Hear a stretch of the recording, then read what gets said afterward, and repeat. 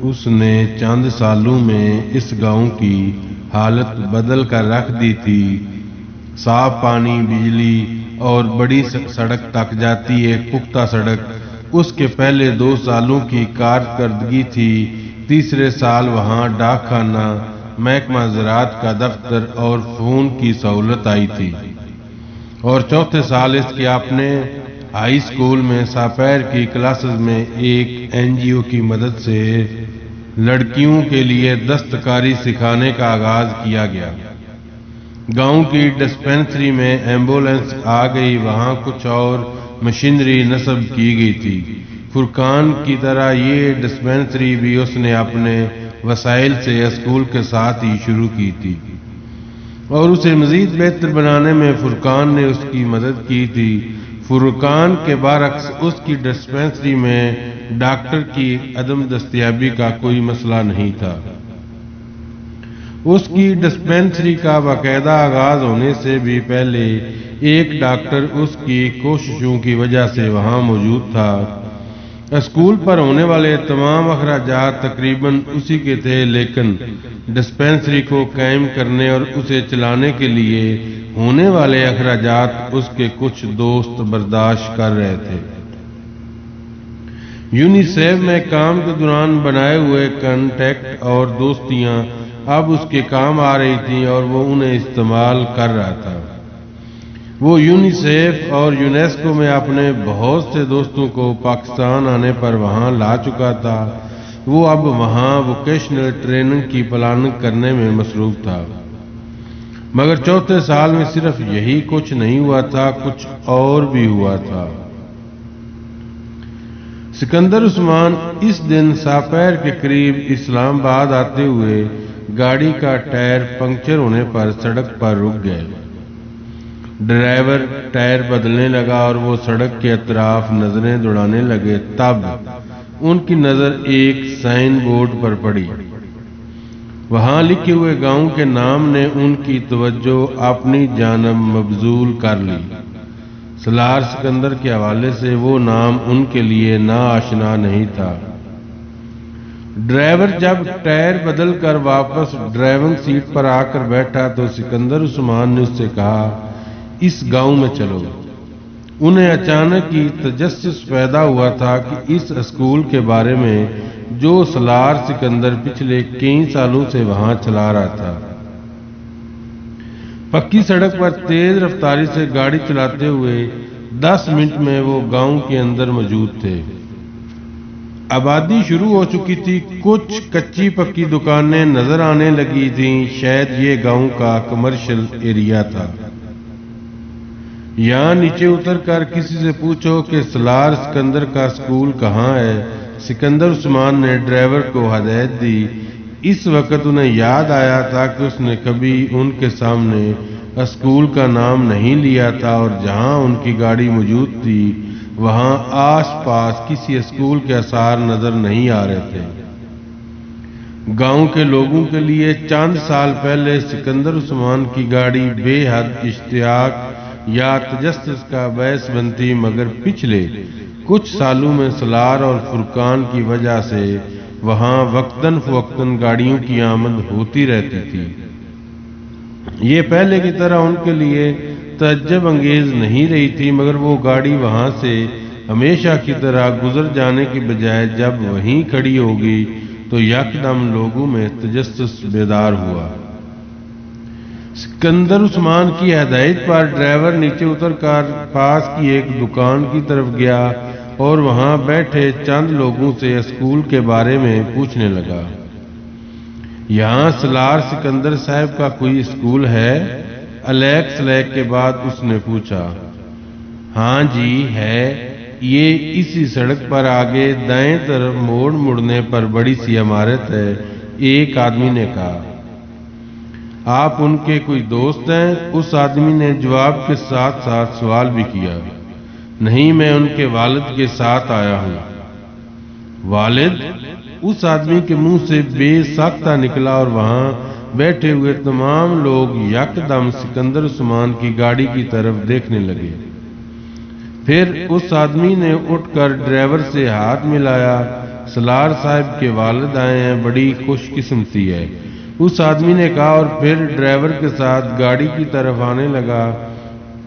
وہاں بیٹھے ہوئے باقی لوگ بھی کسی معمول کی طرح اس کے پیچھے آئے۔ سکندر عثمان نے دور سے انہیں ایک گروپ کی شکل میں اپنی طرف آتے دیکھا تو وہ کچھ الجھن کا شکار ہو گئے۔ ڈرائیور کے پیچھے آنے والے آدمی نے بڑی عقیدت کے ساتھ کھڑکی سے اپنا ہاتھ آگے بڑھایا۔ سکندر عثمان نے کچھ تذبذب کے عالم میں اس سے ہاتھ ملایا۔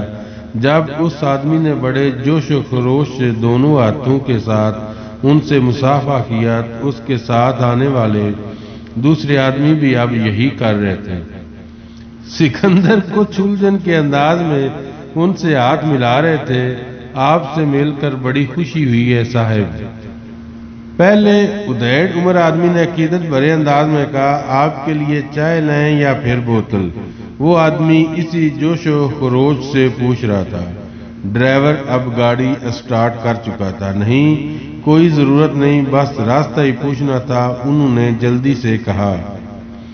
ڈرائیور نے گاڑی آگے بڑھا دی۔ وہ آدمی اور اس کے ساتھ کھڑے دوسرے لوگ وہیں کھڑے گاڑی کو آگے جاتے دیکھتے رہے۔ پھر اس آدمی نے قدرے مایوسی سے سر ہلایا۔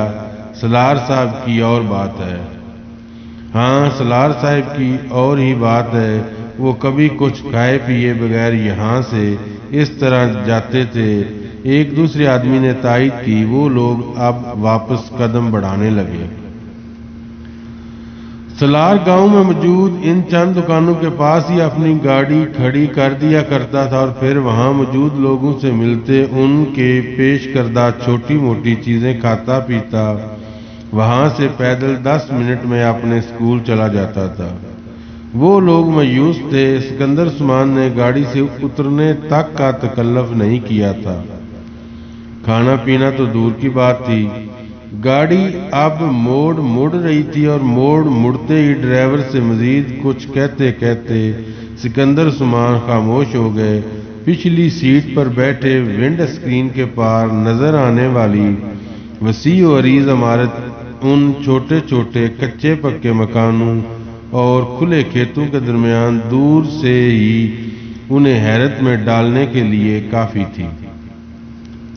سکندر کو اندازہ نہیں تھا کہ وہاں اتنا بڑا اسکول چلا رہا تھا، مگر ان کو دم بخود اس اسکول کی دور تک پھیلی ہوئی عمارت نے نہیں کیا تھا، بلکہ اسکول کی طرف جاتی ہوئی سڑک پر لگے ہوئے اس سائن بورڈ نے کیا، جس پر تیر کے ایک نشان کے اوپر جعلی حروف میں اردو میں تحریر تھا، سکندر عثمان ہائی اسکول۔ ڈرائیور گاڑی اسکول کے سامنے روک چکا تھا۔ سکندر عثمان نے گاڑی سے اتر کر اس عمارت کے گیٹ کے پار عمارت کے ماتھے پر چمکتے ہوئے اپنے نام کو دیکھا۔ ان کی آنکھوں میں ہلکی سی نمی تیر گئی۔ سلار سکندر نے ایک بار پھر انہیں کچھ بولنے کے قابل نہیں رکھا تھا۔ گیٹ بند تھا، مگر اس کے دوسری طرف چوکیدار موجود تھا، جو گاڑی کو وہاں رکتے دیکھ کر گیٹ کھول رہا تھا۔ ڈرائیور جب تک گاڑی سے اترا، چوکیدار بہہ رہا گا، صاحب شہر سے آئے ہیں، ذرا اسکول دیکھنا چاہتے ہیں، ڈرائیور نے چوکیدار سے کہا۔ سکندر عثمان ہنوز اس اسکول پر لگے اپنے نام کو دیکھ رہے تھے۔ سلار صاحب کے حوالے سے آئے ہیں؟ چوکیدار نے پوچھا۔ نہیں، ڈرائیور نے بلا توقف کہا۔ ویسے ہی آئے ہیں۔ سکندر عثمان نے پہلی بار اپنی نظریں ہٹا کر ڈرائیور اور پھر چوکیدار کو دیکھا۔ میں سلار سکندر کا باپ ہوں، سکندر عثمان نے مستحکم مگر بھرائی ہوئی آواز میں کہا۔ ڈرائیور نے حیرانی سے ان کو دیکھا۔ چوکیدار ایک دم بکھلا گیا۔ آپ سکندر عثمان صاحب ہیں؟ سکندر کچھ کہے بغیر میکانکی انداز میں گیٹ کی طرف بڑھ گئے۔ وہ شام کو جاگنگ ٹریک پر تھا جب موبائل پر سکندر عثمان کی کال آئی۔ اپنی بے ترتیب سانس پر قابو پاتے ہوئے وہ جاگنگ کرتے کرتے رک گیا اور ٹریک کے پاس ایک بینچ پر بیٹھ گیا۔ ہیلو پاپا، السلام علیکم۔ वालेकुम अस्सलाम, ट्रैक पर हो? उन्होंने उसके फूले हुए सांस से अंदाजा लगाया। जी, आप कैसे हैं? मैं ठीक हूँ। मम्मी कैसी हैं? वो भी ठीक है। सलार उनकी तरफ से कुछ मजीद कहने या पूछने का इंतजार करता रहा। दूसरी तरफ अब खामोशी थी। फिर चंद लम्हों के बाद वो बोले, मैं आज तुम्हारा स्कूल देख कर आया हूँ। रियली? सलार ने बेसाख्ता कहा। कैसा लगा आपको? तुमने ये सब कैसे किया सलार? क्या वो सब कुछ जो वहां पर है? पता नहीं, बस होता गया। मुझे पता होता तो मैं आपको खुद साथ ले जाता। कोई प्रॉब्लम तो नहीं हुई? सलार को तशवीश हुई। वहां सलार सिकंदर के बाप को कोई प्रॉब्लम हो सकती है? उन्होंने जवाबन कहा। सलार जानता था वो सवाल नहीं था। तुम किस तरह के आदमी हो सलार? पता नहीं, आपको पता होना चाहिए। मैं तो आपका बेटा हूं। नहीं, मुझे तो कभी भी पता नहीं चल सका। सिकंदर का लहजा अजीब था। सलार ने एक गहरा सांस लिया। मुझे भी कभी पता नहीं चल सका। मैं तो अब भी अपने आप को जानने की कोशिश कर रहा हूं। तुम सलार एक इंतहाई अहमक, कमीने और खबीस इंसान हो। सलार हंसा। आप ठीक कहते हैं, मैं वाकई ऐसा हूं। और कुछ? और ये कि मैं बड़ा खुशकिस्मत हूं कि तुम मेरी औलाद हो। सिकंदर उस्मान की आवाज लरज रही थी। इस बार चुप रहने की बारी सलार की थी। मुझे इस स्कूल के हर माह के अखराजात के बारे में बता देना। मेरी फर्म हर माह इस रकम का चेक तुम्हें भिजवा दिया करेगी। उससे पहले कि सलार कुछ कहता, फोन बंद हो चुका था। सलार ने पार्क में फैली तरीकी में हाथ में पकड़े मोबाइल की रोशन स्क्रीन को देखा। फिर जॉगिंग ट्रैक पर लगी रोशनियों में वहां दौड़ते लोगों को कुछ दूर दूर वहीं बैठा देखता रहा। खालिल ज़हनी के आलम में इन लोगों को। फिर उठकर लंबे लंबे डग भरते हुए ट्रैक पर आ गया। रिमशा से सलार की पहली मुलाकात लाहौर आने के 1 साल बाद हुई थी। वो लंदन स्कूल ऑफ इकोनॉमिक्स की ग्रेजुएट थी और सलार के बैंक में उसकी तानियाती हुई थी। उसके वालिद बहुत अरसे से इस बैंक के कस्टमर में से थे और सलार उन्हें ज़ाती तौर पर जानता था। रिमशा बहुत खूबसूरत, ज़हीन और खुश मिजाज लड़की थी और उसने वहां आने के कुछ अरसे के बाद ही हर एक से खासी बेतकल्फी पैदा कर ली थी। एक कोलीग के तौर पर सलार के साथ भी उसकी अच्छी सलाम दुआ थी और कुछ उसके वालिद के हवाले से भी वो उसकी खासी इज्जत करता था। बैंक में काम करने वाली चंद दूसरी लड़कियों की निस्बत रिमशा से उसकी कुछ ज्यादा बेतकल्फी थी, लेकिन सलार को कतन अंदाजा नहीं हुआ कि किस वक्त रिमशा ने उसे कुछ ज्यादा संजीदगी से लेना शुरू कर दिया। वो सलार का जरूरत से ज्यादा ख्याल रखने लगी थी और उसके ऑफिस में भी ज्यादा आने जाने लगी और ऑफिस के बाद भी अक्सर औकात उसे कॉल करती रहती। सलार को चंद बार उसका रवैया कुछ खिलाफ मामूल लगा, लेकिन उसने अपने ज़हन में उभरने वाले शुबहात को झटक दिया। मगर उसका ये इत्मीनान पूरे 1 साल के बाद एक वाक़े के साथ रुखसत हो गया। सलार सुबह ऑफिस में दाखिल हुआ और दाखिल होते ही चौंक गया। उसकी टेबल पर एक बहुत बड़ा और खूबसूरत बुके पड़ा हुआ था। अपना ब्रीफ केस टेबल पर रखते हुए उसने बुके उठाकर इस पर मौजूद कार्ड खोला। Happy birthday to Salaar Sikandar, Rimsha हिमदानी। Salaar ने बेख्तियार एक गहरा सांस लिया। इसमें कोई शक नहीं था कि आज उसकी सालगिरह थी, मगर रिमशा ये कैसे जानती थी? वो कुछ देर किसी सोच में गुम टेबल के पास खड़ा रहा। फिर उसने बुके टेबल पर एक तरफ रख दिया।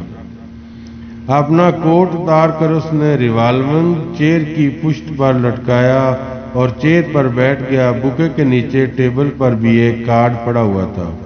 اس نے بیٹھنے کے بعد اس کارڈ کو کھولا۔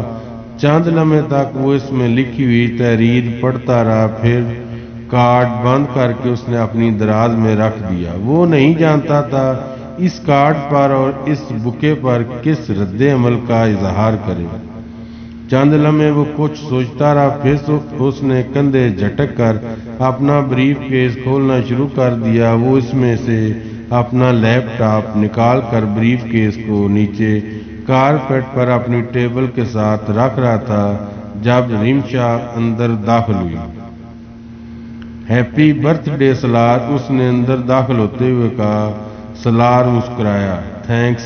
رمشا اب ٹیبل کے سامنے پڑی کرسی کھینچ کر بیٹھ رہی تھی جبکہ سلار لیپ ٹاپ کھولنے میں مصروف تھا۔ بکے اور کارڈ کے لیے شکریہ، یہ خوشگوار سرپرائز تھا۔